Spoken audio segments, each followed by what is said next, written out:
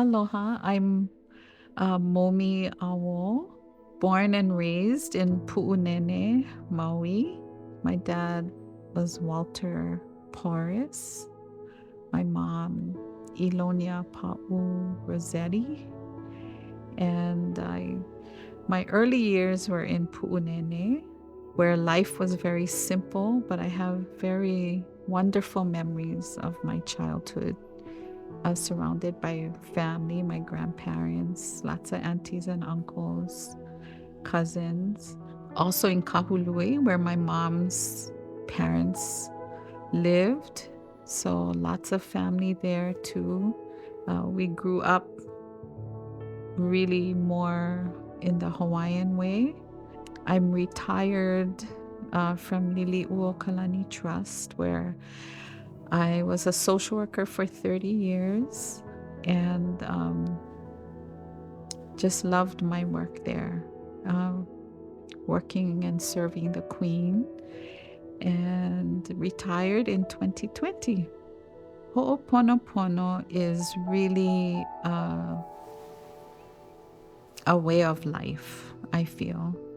It's a way of life that recognizes the importance and intention of relationships, the importance of relationships, and taking care of, little pilikia as they come up, either between people, within families.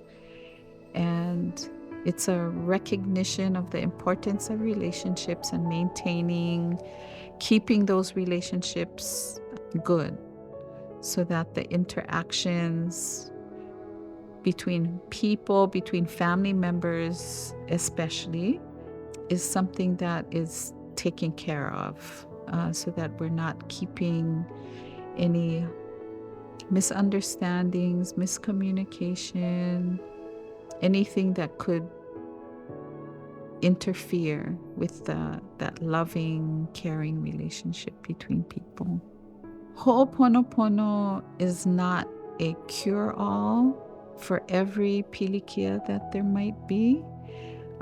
It's really the way that I learned, and my mentors was Aunty Malia Craver, and then Uncle Likeke and Auntie Lynette Paglinawan. I unikied from Uncle Likeke and Auntie Lynette in 2016.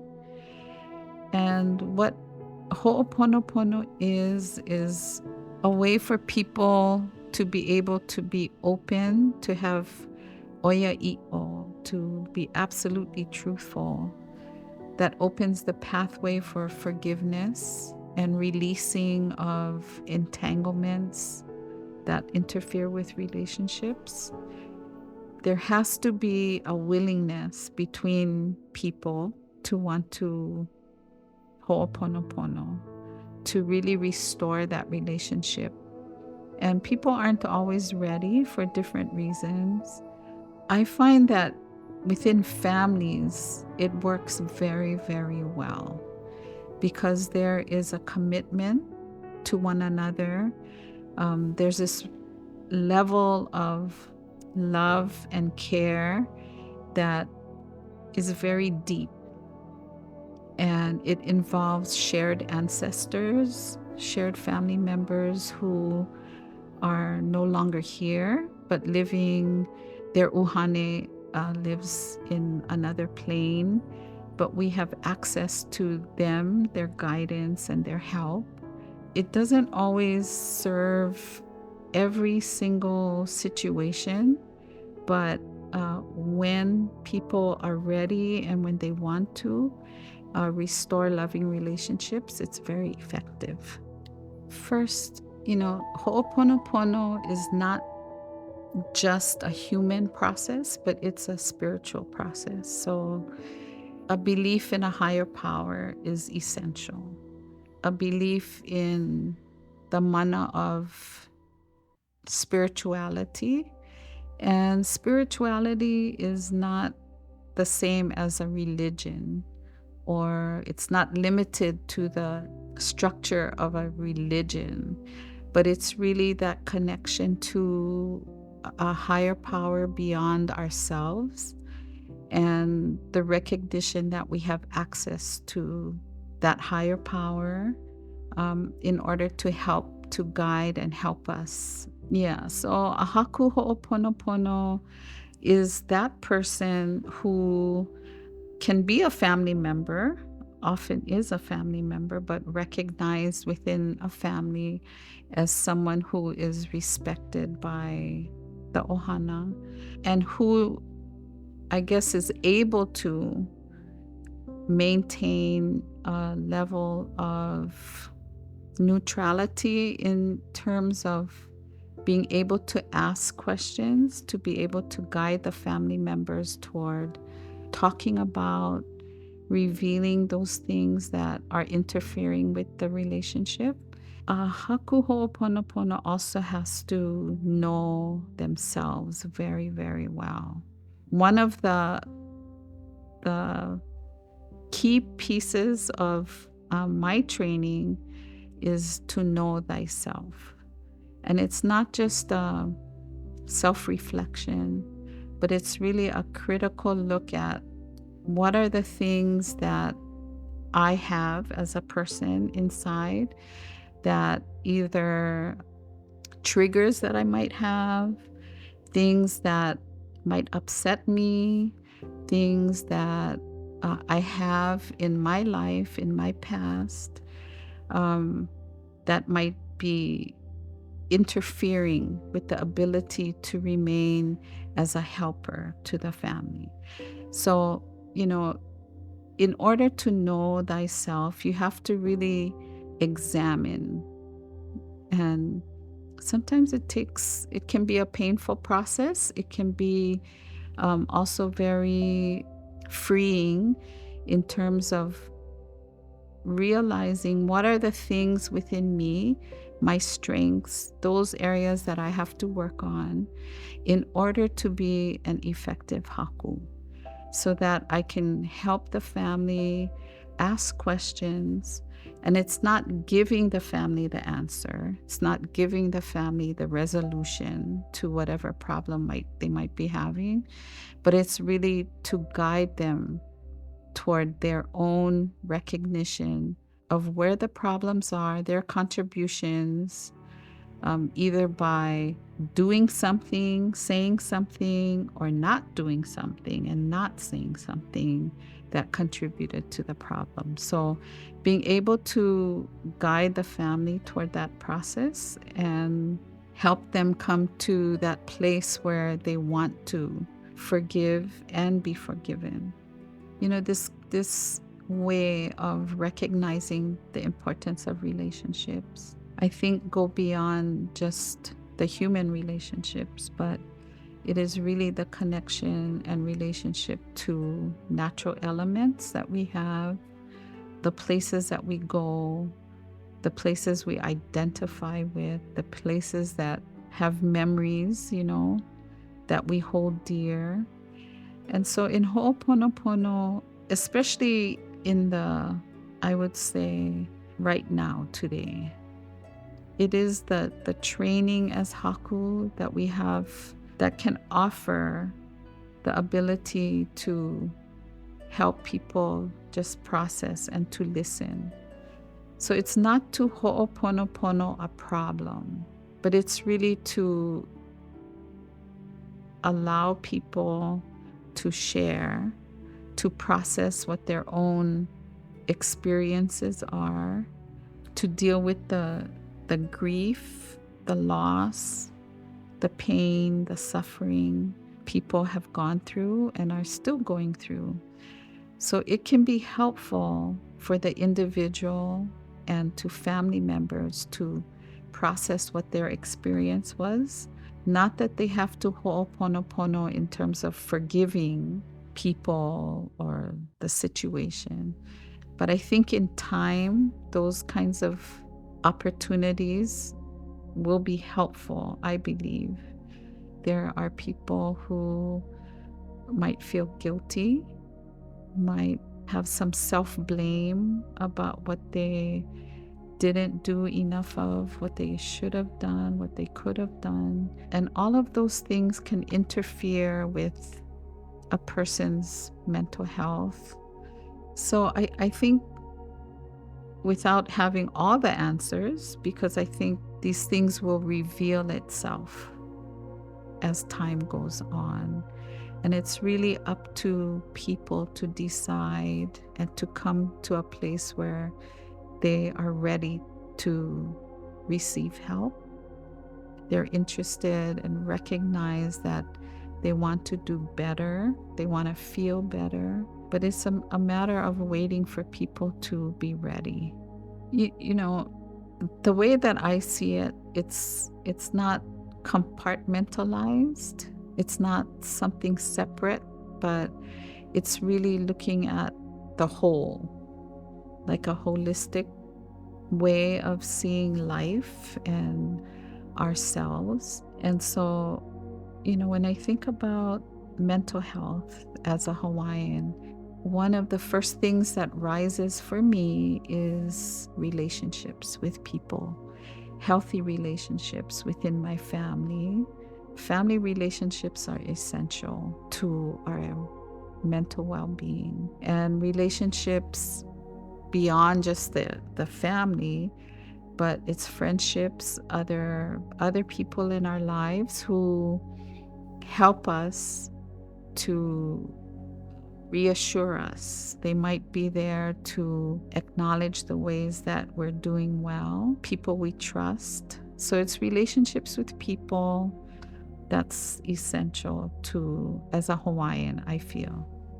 And relationship to natural elements, natural places, the ocean, the land, the rain, the winds, all just the places, the elements that I think feed us spiritually, give us a sense of belonging to a place, that place where we find solace, a place where we find that when we need to get recentered, to recalibrate our emotions, our mental health, our physical health, that these are places we can go to. And even if we may not be able to go there physically, we can close our eyes and we can guide ourselves to those places and to those people. Another part of that is, our ancestors, our kupuna, who are no longer here with us on earth. When our loved ones die, it may be the end of their physical being, but it's not the end of the relationship we have with them. So those kinds of connections and relationships are all important to our mental well-being. And, things like hula, being able to participate in hula, to dance hula. Our kumu might be the person for us who gives us direction, who really helps us to focus on things. And it's in the mele, it's in the movements, in the poetry. All of that is helpful to us and our mental well-being. So it's participating in things that are intentional for us, that we feel really help to rejuvenate ourselves, to give us purpose and focus, and help us to feel connected to people and places. I think, those things that we talked about earlier, all of those things really help. It's connecting us to our past. It's connecting us to where we are today in our present lives, being intentional about the things that we do, the decisions we make, to participate, to be purposeful in our lives and how we go about our walk in our life. When I think about that, it's really about developing an awareness about ourselves, because it all begins with us as individuals. Aya ilokone, it is within us that we can find that path to well-being. And we don't have to do it alone. Those relationships we have with others, our family, our friends, people we trust, people who are good influences to us, that all contributes to our well-being. And us being able to recognize the importance of our own lives and how we contribute to the well-being of others around us. And then looking to the future and being hopeful that we have a place and that we have a path that our ancestors left us, because there's so many things that we can discover that I believe lies within Hawaii and who we are and our place now and in the future. Relating to hula as an example, there are many other things, but when I think about hula as a way of balancing, having balance in life, hula is really an expression of the poetry, the mele, and with the the guidance of kumu. It's really, you become what you're dancing. And so in terms of developing as a practitioner of hula, there's many layers to hula as a cultural practice. So there's the spiritual part, there's the physical part. You have to be physically healthy in order to really pursue and perfect your hula.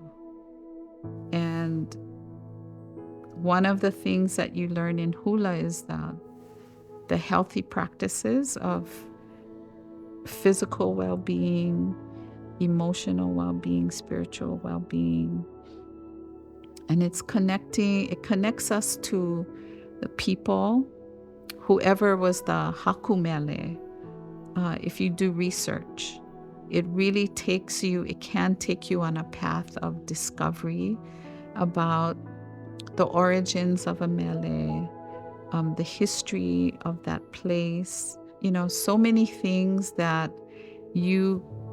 starts to help develop within yourself, not just an appreciation for hula and what you're learning, but the desire to do those things well. And in order to do things well, it takes commitment. And in committing to learning and to doing those kinds of practices, it's really a commitment to yourself. It's a commitment to your kumu and to her hula genealogy or his hula genealogy. And it's really, you become part of this story, this hula story that is bigger than you, but you are part of that. And so it's belonging in a way that I think, for me, when I think about it, really you can take that wherever you go. And those are things that you can apply in other areas of your life to help with your own well-being and connection. I think about the duality in life that presents itself, that our experiences that are negative, might not be happy, don't define us, but it's really about seeking within yourself and a belief in yourself that there are things worthwhile that are within you, and that you have in your na'au that ability to recognize those things that bring you joy, those things that bring you health, and those things that bring you love. And to pursue those things will help to benefit you throughout your life. And my aloha to you and your ohana.